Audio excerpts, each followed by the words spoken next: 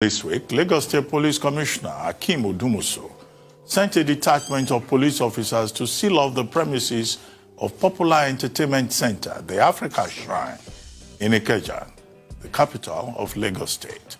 According to reports, the action was targeted at stopping promoters of the hashtag #EndSARS movement from holding a meeting at the venue. This development has been generating waves of reactions from the public, given that up to the moment, the police occupation force is still stationed around the center, which is one of the legacies of the late globally acclaimed Afrobeat musician and social critic, Fela Anikulapo-Kuti. Now joining us is Seun Amikulapo-Kuti, the son of the late Afrobeat legend and a musician himself. After the police had taken over the family's property, he announced that he will be resurrecting the movement of the people, a political party and ideology which was at the very heart of most of Fela's lifelong crusade against social injustice and political oppression. Seun, good morning. Good to see you again. Good morning. Thank you for joining us. Yeah, my pleasure. Yeah, very quickly, there was a letter from the Lausa police station saying you could not hold that post-mortem on the hashtag #EndSARS protest, and that there should be no talk about the resurrection of the movement of the People Party. What then transpired? What exactly happened? Do you want to share with us how the police went about frustrating that attempt, and then how you handled it? Well, the Nigerian security forces in general often use bullying tactics, when it comes to anything that has to do with opposition to the incumbent administration.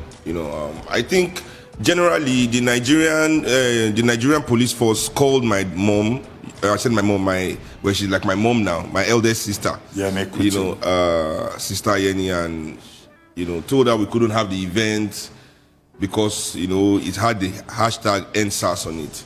Now it is important to note that this was a meeting, not an event, not a protest. It was a meeting to discuss #EndSARS lessons and tasks.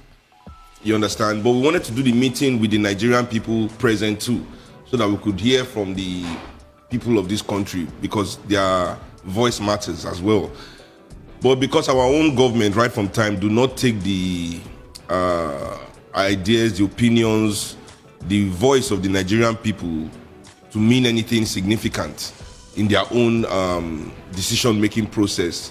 They didn't see any reason why anything with people is not protest.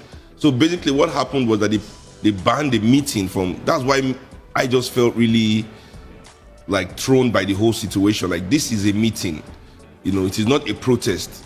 For the government to ban a meeting is taking this whole tyrannical structure to another level. We are back basically to the Abacha days now, where people cannot even associate or gather, and not expect any kind of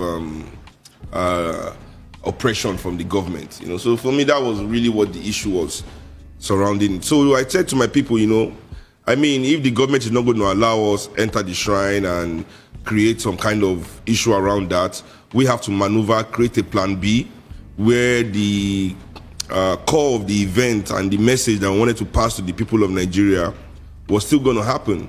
Many of the comrades that I work with, not really, they were not even really part of it, but many of the revolution now, people were like, oh, it's cowardly if you don't go to the venue. But for me, that was not tactical at all, because if you don't go to the venue, if we go to the venue and start interacting with the police and altercations and all that, we will never pass our message across. We'll spend the whole day on the streets running up and down. So for me, passing the message was paramount on the day. So we got another space, let the press know, and everybody came around, and we were able to pass our message to the people of this country, which was all these great left organizations coming together to create once again an alliance called the Movement of the People. For me, that was a great step on that day. And what was ironical was that while the state government, and security forces were claiming that they wanted peace in Lagos, and that's why we couldn't have our meeting. These same people were going to Amuwo, Dauphin, local government, Oshodi, even up to Ikeja along, harassing Okada men and destroying the whole town all over again, seizing people's Okada, leading to violence against, violence against the Okada riders in Lagos, So it was, for me, really the excuse they gave was contradicting their own actions of that same day, Right. So in your publicized agenda, which caused the police to send you that letter asking you to suspend the meeting, that's the word they use. You use the word ban. I'd actually like you to expand on that. Was it really a ban? I want you to talk about that. And I also want to know your thoughts. I want to know your opinion, because you wrote there, #EndSARS, lessons and tasks. And that task aspect is crucially important. What are the tasks going forward in the aftermath of the #EndSARS protests? Well, I have to use ban. Ban is the word, because if it was just an advice for us not to hold it, then I'm an adult, it's my choice to take the advice or not. I'm 37 years old. I also like to add that throughout all this, the police did not call me, write me a letter, contact me. They use the same style of oppression that they've been using to hold young people in Nigeria down forever, which is infantilization. No matter how old you are, I'm older than you, so they infantilized me, calling my senior sister to talk to me, and it was just so insulting in that aspect. But what I'm saying is a ban, because they brought the police there, and the police were even preventing people from entering the shrine, on that Tuesday throughout, so definitely it was like a ban on the meeting, they banned the meeting, they tried to, but it didn't happen. Even though I'd accepted the day before, as soon as my sister called me and made it public that we were no longer going to have the meeting at the shrine. That's why it's important that everybody in Nigeria understands that no matter how you react to an oppressor, whether you submit to the oppressor, whether you resist the oppressor will always oppress. He will not change that part of himself. So even though we said we are not doing the meeting anymore, they still came and locked the shrine. Why? So for me, the task at hand for the Nigerian people is to begin to organize, to politically, articulate our own hopes and aspirations. The mistake we have been making in Nigeria, is that we've always agitated. It's a lie when people say, oh, the past generations did not do anything. What the past generation didn't do are the things we are not doing right now. And that is capturing the energy of our own action by ourselves.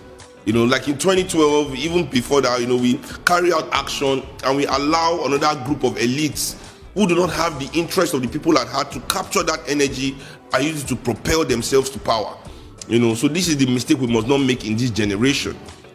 Whatever energy we have created right now, we must capture for ourselves. And that is the task that is at hand.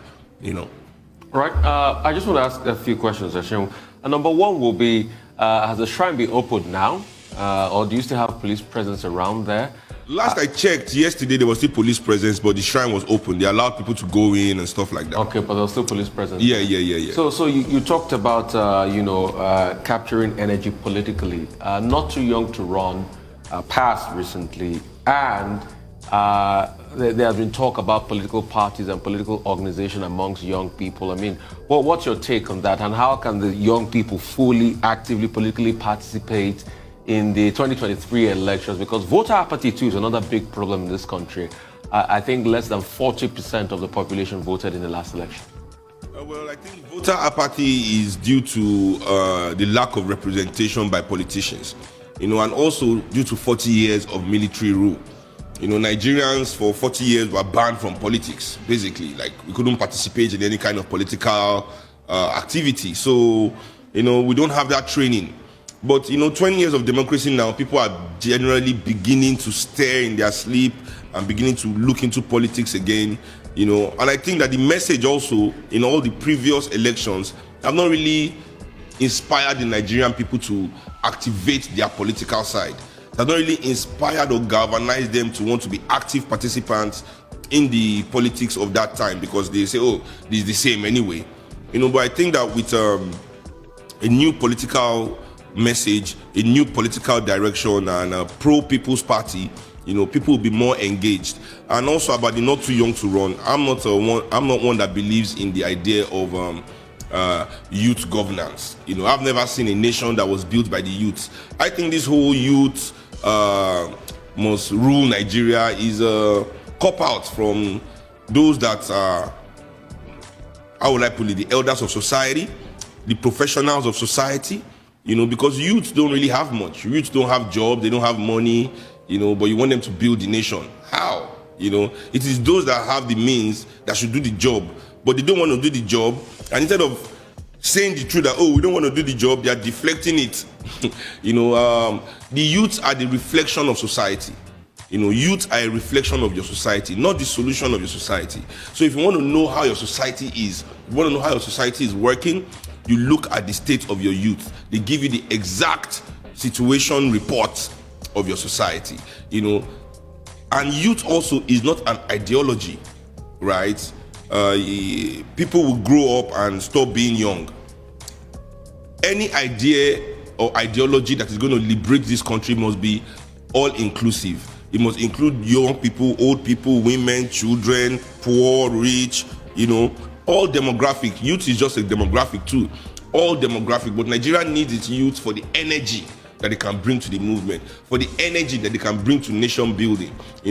Youth are important. Many of our politicians entered politics young. Dimeji Bankole, I remember, Senate President, was quite young. Rotimi Amechi was quite young when he got into politics and power. Wike, quite young when he got into politics and power. People like Buhari have been in politics, Mohammed has been in politics and power for a long time. From when they were young, so youth is not really the solution to the issue. What we need are people with dignity, self-respect, integrity, and a heart that beats for their own people. Not this group of people that don't care about anything that is. In fact, I feel that they are setting Nigeria up for destruction. That's why all of them are so invested abroad. The amount of assets Nigerian rich people have abroad is alarming.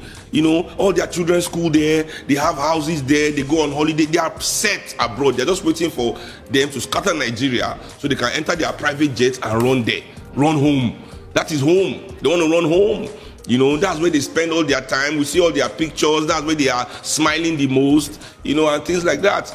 And that is, in those countries, is where they have friends that are in the middle class. In Nigeria, all their friends are rich like them, or else they are not friends at all. Nigeria is only a business to these people. It's not home. So we that call Nigeria home must begin to build, or rather, reconstruct our home. Well, Seun, we had Senator Adeseye Ogunlewe on this program, and we posed the question to him earlier in the week. That what did he think of what the police was doing with, the Africa Shrine? And he made the point that perhaps you may have provoked the police because you were combining that postmortem on the NSAS protest with the movement of the people. So I'd like you to talk about movement of the people, what you are planning to do with that. And then you talked about the letter that was written. Yes. That they, to use your word, you were infantilized. You were not the person addressed in that letter. But they didn't even address anybody.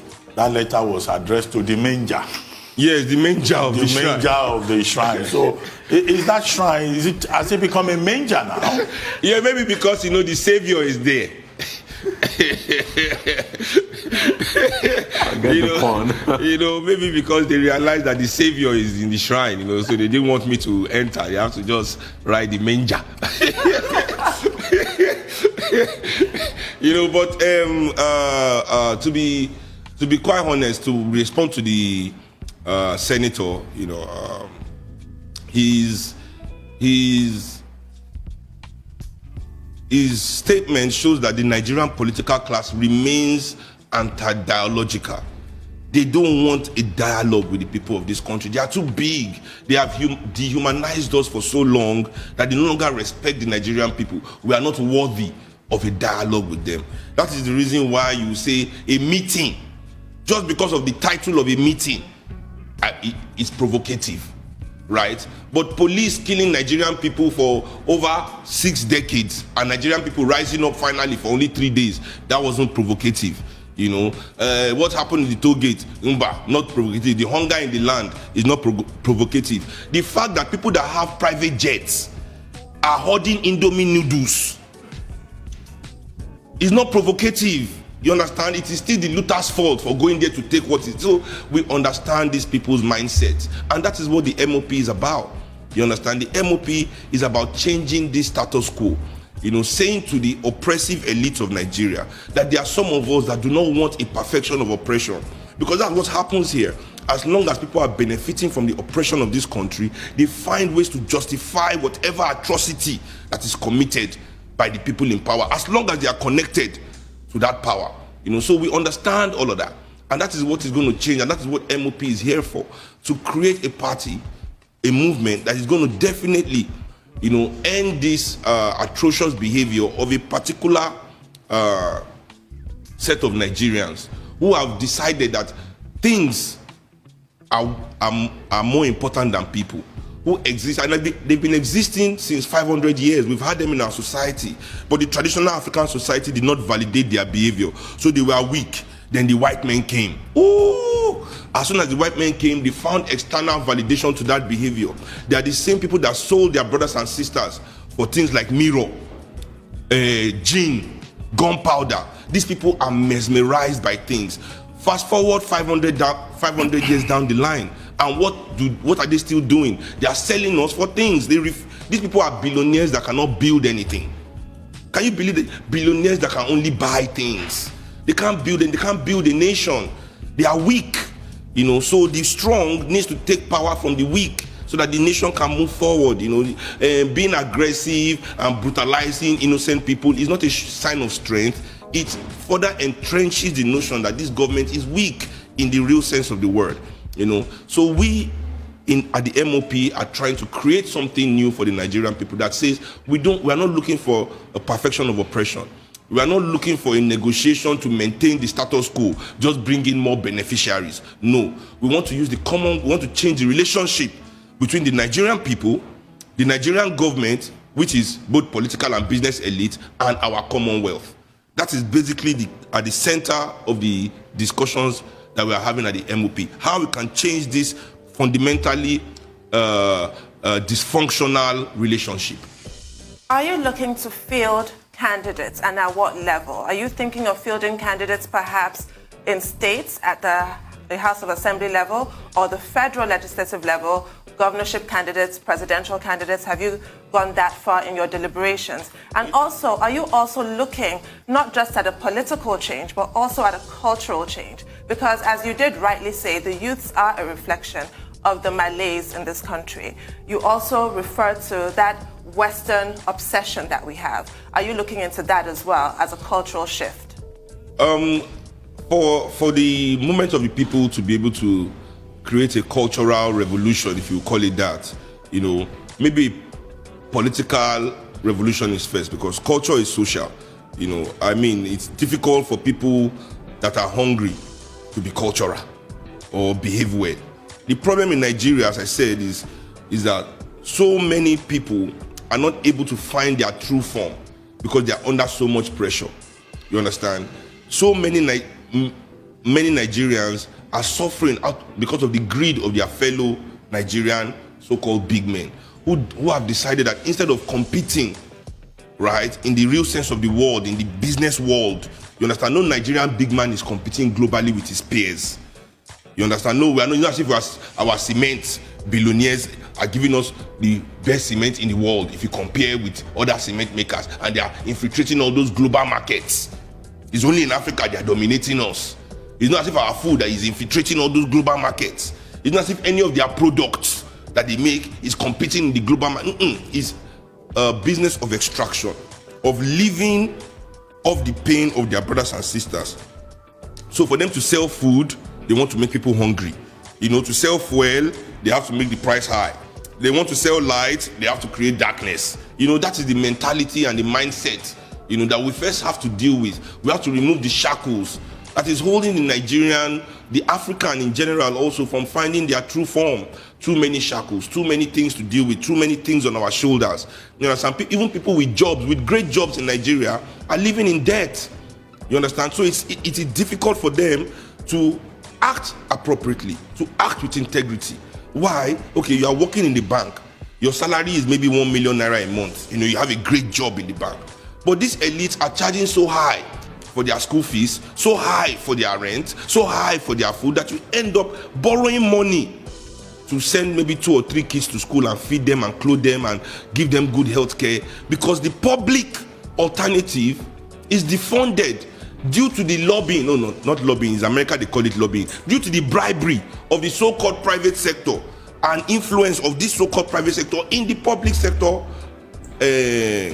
decision-making process, where they influence their friends to defund our education, defund our transportation, defund our healthcare, so they can provide expensive private alternatives, putting people under immense pressure in this country. You know, so culture is something that will come as we develop this country. You know, there's no Nigerian culture. That's a fact. We have ethnic cultures in Nigeria in all these different regions: Yoruba culture, Efik culture, Igbo culture. Yeah, it's so beautiful. But we don't have a national culture, and that is because we've not built this nation. That understanding that creates national culture have not been harnessed by the business and political elites of this country, because it's through the process of nation building that we create a national culture, because that is when everybody in this country will come together and know each other for the first time. You know, unity for me is overrated. What we need is understanding, and that is what is lacking in Nigeria, because our elites are unwilling to invest in that process of nation building. I mean, so what will be the movement of the people's stance on just these 2 issues? The ASU chairman was here yesterday, and we all know that there's been an ongoing strike for about 8 months now about the educational system in this country. And also, I'd like to know your take on this sort of a debate that has become a silver bullet to the problems of Nigeria now, that everybody's talking about restructuring, you know, educational restructuring, those 2 points. Well, educational restructuring in Nigeria, you know, I'm a product of the Nigerian educational system, at least up to secondary school level. So I understand that the mistake we've made in Nigeria from the beginning is that we have confused this Western education in our colleges and primary schools and secondary schools with African education, because it is owned and taught by fellow Africans. You understand? You see, our cousins that were enslaved in the West, the reason why many of our most vociferous, most brilliant Pan-Africanist, revolutionary, socialist theories for African people have been from the diaspora is because they could recognize that the education there was not of them, because the schools were white teachers, white curriculum. So they understood very early they had to create African schools. So children, young people, if you read, I mean, even one of my good friends that just wrote an amazing book, and I told him when he wrote the book, like, finally somebody in our generation has done something great, like some literally great work that is revolutionary, you know, because we were lacking that in this generation. You know, we didn't have a Frantz Fanon or anything like that, you know. So when Akala told me this, his name is Akala, he said he was going to an African school every weekend after he went to normal school. But you see here, we don't do that. You know, we don't do that. So the educational system in itself, even before you get to ASU, you know, because for me, this whole ASU and government, both ASU, both government, nobody really cares about the students. You understand? This is the real issue in the whole discussion that is happening, because ASU in itself, the relationship between students and the lecturers in universities is flawed. We see all the cases of bribery for marks, rape for marks, and all of that. You understand? And even on the government side, they don't care about the schools because all their children are abroad, and they've divested from our universities, whereby education is one of the least funded things in our budget. You understand? So these 2 organizations combined do not have the interest of the enlightenment of the Nigerian mind, you know, in their at hand. So we have to find a way to create an educational system and educators that have the Nigerian interest at heart, because not only education, we have created more educationists now than we had in 1960. Has that improved education? No. More lawyers than 1960. Has that improved justice? No. Well, thank you very much.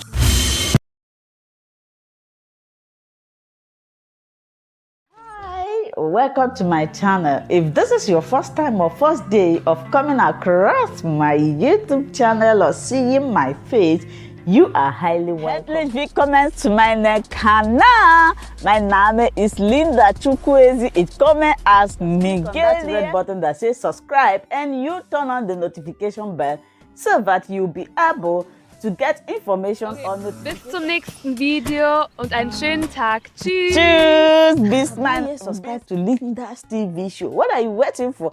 Click on that red button that says subscribe. You turn on the notification bell so that you'll be getting more updates from me. Leave your comment down below and share this video with your friends, families, and colleagues until we meet again in my next video. Bye bye.